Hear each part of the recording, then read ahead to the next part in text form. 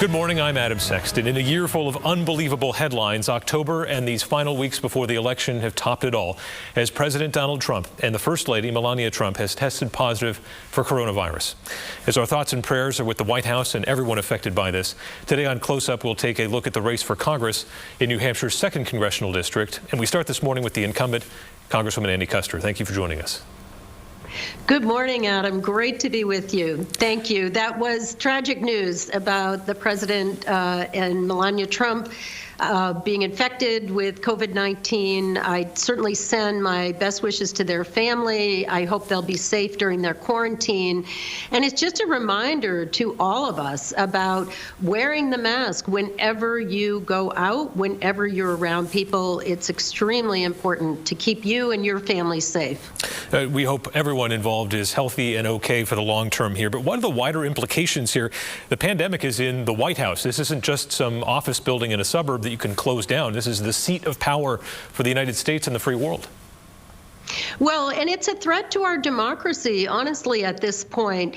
I think the president doing those big rallies, being exposing to so many different people. I know the day after he was up in New Jersey for a fundraiser, he had the debate this week. I have colleagues that are being tested as we speak because they were concerned about possible exposure. We have to remember this is an airborne disease, and that you have to be very, very careful. And that's why Dr. Fauci has been so adamant. Wear the mask at all times when you're with people. Best to keep a safe distance, at least 6 feet, if not more.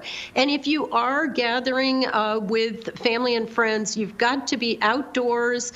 And that's going to get trickier this fall. You know, I know people are getting fire pits for their yards so that they can continue to visit with friends. But we've just got to be aware the science is real.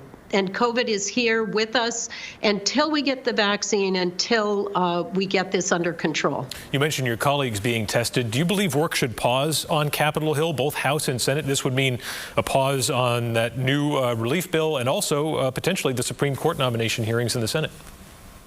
Well, I do think that everyone on Capitol Hill should be tested. I myself was tested on Friday. I think anyone that has been around, any of our colleagues that were at the debate, that have been around the president and Melania Trump or Hope Hicks, and I certainly think that there will be a pause because I don't think the White House will be able to participate, as you say, in the Supreme Court nomination hearings that are scheduled for October 12th.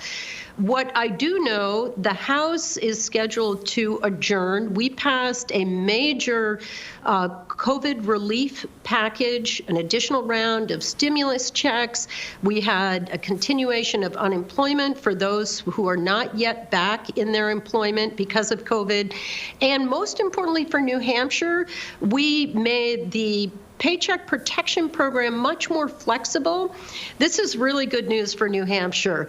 Of the 24,000 loans that went to small businesses in New Hampshire, 22,000 of them in New Hampshire were under $150,000.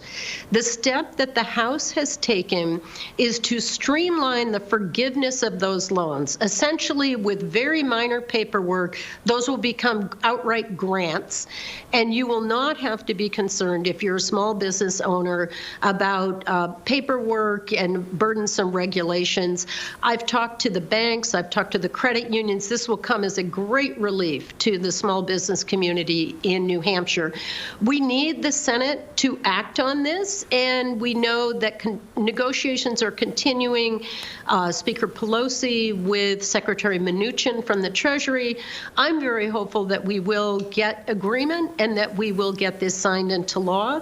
But you're absolutely right that this positive test in the White House is going to slow things down. There was a little bit of a fracture in the Democratic caucus on that $2.2 trillion coronavirus relief bill. One of your colleagues said, this is just a vote to make people feel good. I want to help people. That means sitting at the table and getting a damn deal. What specifically are the Democrats holding out for between the negotiations with the Senate and the White House? Well, to be kind to my colleagues, we have a few new members, and they haven't been through these types of negotiations at this level before. I've been through a number of government shutdowns and continuing resolutions, and I know Speaker Pelosi is a very adept negotiator. We were with her yesterday and learned that she's continuing to have conversations with Secretary Mnuchin, that she feels positive about the progress that we're making. The biggest issue that separates us right now, and this is another important issue for New Hampshire. I've had a number of conversations with the governor about this. We refer to it as state and local relief. It's not just reimbursement for the cost of responding to COVID, the PPE for our fire and police, the extra steps that are being taken to reopen our schools, but it's the loss of revenue. We need federal reimbursement for the loss of revenue in New Hampshire. And when you think about New Hampshire, we know the tourism and hospitality industry is number 2 in our economy, and that it's extremely important, the rooms and meals tax, for our state budget. We had a 90% drop in tourism and hospitality last spring into the summer. It came back over the summer and into the fall. I want to commend the small business owners in the Lakes region and the North Country for really working hard.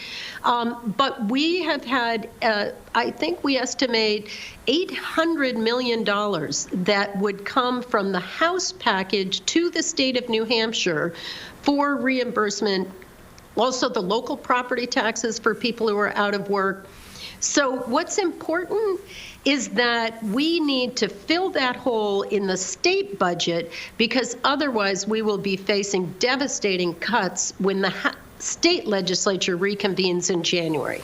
You're in a re-election rematch with Steve Negron again on the Republican side in the 2nd Congressional District. Obviously, abortion was a big issue last time. It's going to be even more magnified this time around with the balance of power on the Supreme Court potentially changing.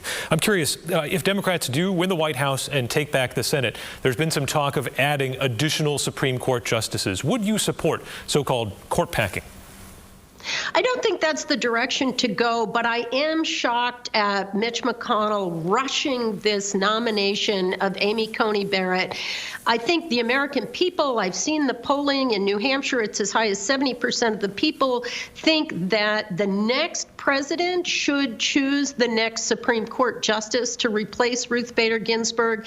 Ruth Bader Ginsburg was an icon for our generation, not only on the issue of reproductive health and reproductive rights for women, but importantly on the issue of discrimination against women in the workplace, equal pay and wages. These are all such significant issues, and the American people are voting already. Voting has started in New Hampshire. I understand that the ballots are being received by people that requested the absentee ballot in advance.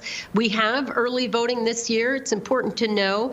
And so the people are speaking. Let's let the American people have a seat at the table and a voice in who the next nominee should be to the Supreme Court. And as we wrap up here, Congresswoman, if Roe v. Wade is struck down, what's the contrast between you and your opponent this year?